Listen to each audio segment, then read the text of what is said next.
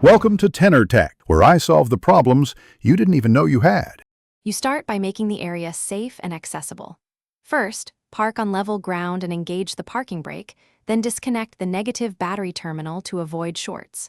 Open the trunk and peel back the trunk liner or remove the small access panel. This exposes the tail light housing nuts. Use a flat screwdriver to pop trim clips if needed and keep screws in a tray so you don't lose them. Once done, you're ready to unfasten the mounting bolts. Now focus on freeing the lamp from the body. Use your 10 mm socket to remove the mounting nuts. Most Almeras have 2 or 3 depending on year.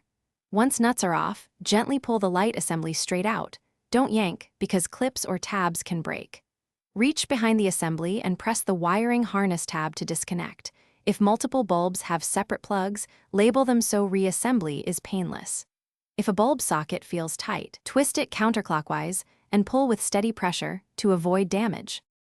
To finish, inspect the bulb sockets and sealing surface for corrosion or debris and replace any failed bulbs before reinstalling. Reconnect the wiring harness by aligning the connectors and listening for the click. Then align the assembly tabs into the body and hand start the mounting nuts so threads engage. Tighten nuts snugly, not over-torqued, to avoid cracking the plastic. Reconnect the battery and test brake, turn, and reverse lights. If a light fails, check connector corrosion, blown fuse, or a broken clip and address accordingly. Thanks for watching. Subscribe to keep your life in tune.